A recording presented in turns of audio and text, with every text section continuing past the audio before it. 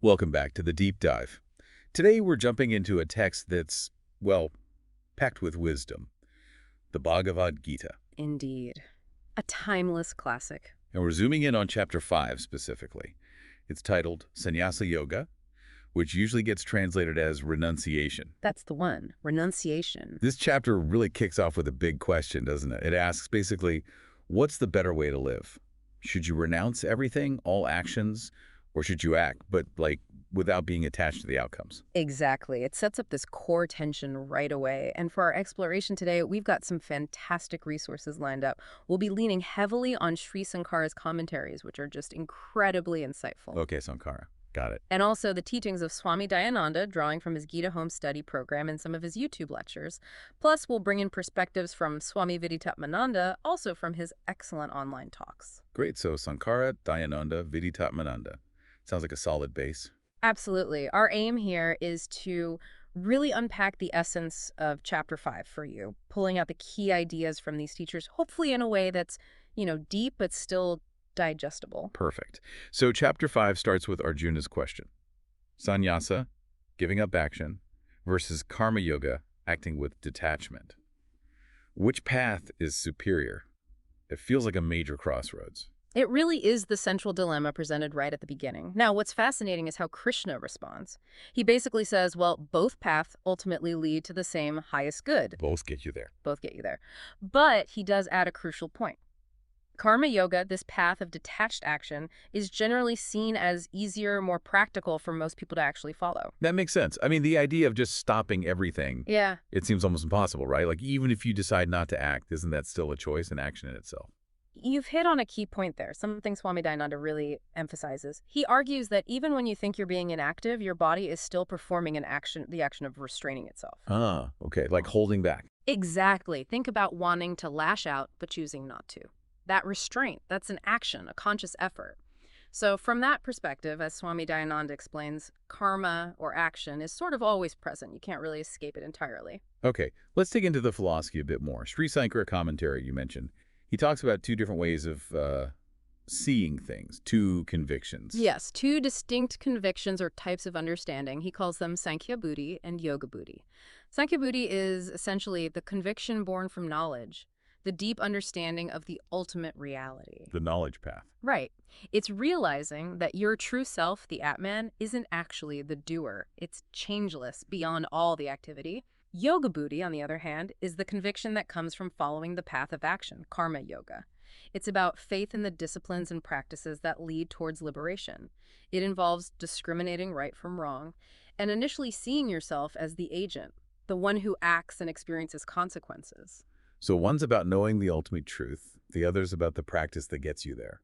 In essence, yes. One is knowing your nature, the other is refining your actions and mind.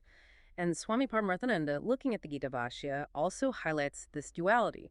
He points out that Kroy presents Sakhyam, which is about understanding the Atma and Karma Yoga as these two primary routes. Okay, that sets the stage nicely. Now, verses 7 to 12 really focus on Karma Yoga itself and its benefits. The big theme is acting without attachment to the results, the fruits of action.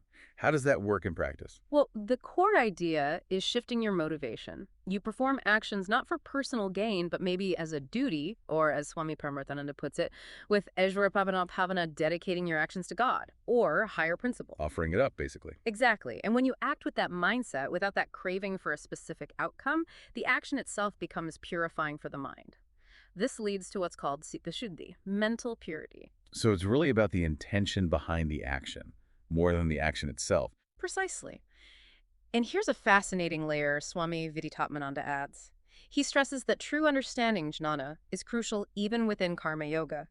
If you have the knowledge that your essential self, the Atma, is inherently actionless. Even while you're acting. Yes, even while you appear to be acting.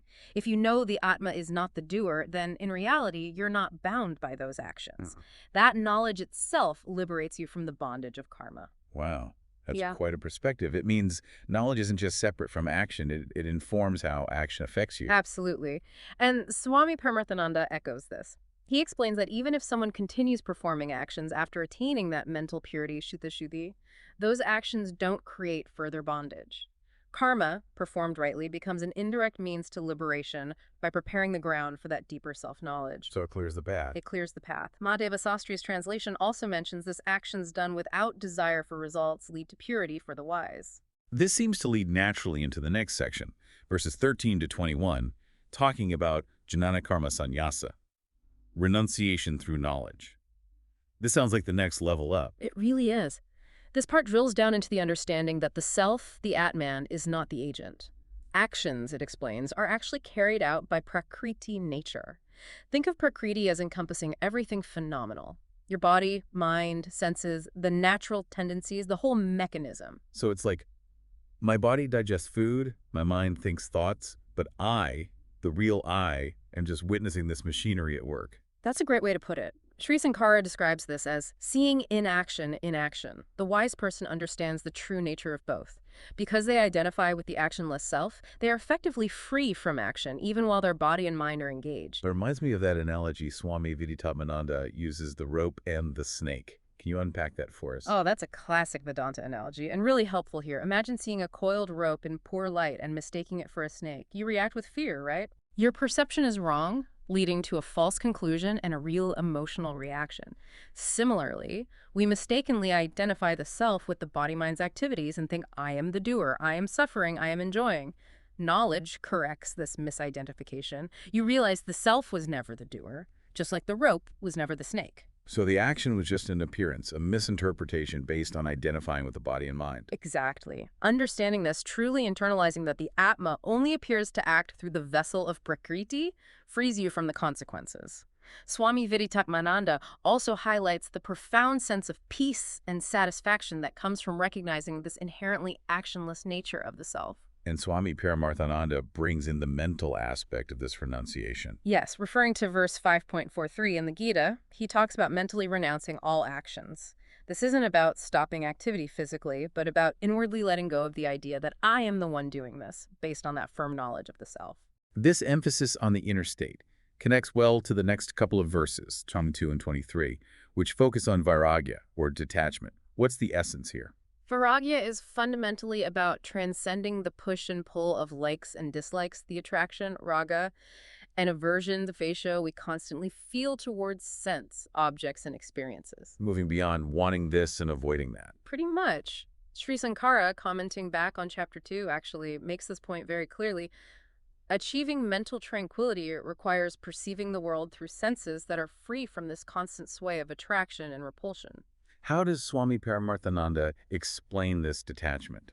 He uses terms like asakti and anafasoga. Both mean non-attachment, essentially. Asakti is about not clinging, not getting possessive about things or experiences, and avivega goes a bit deeper, emphasizing the understanding that the self is inherently distinct from the transient, ever-changing world of sense objects.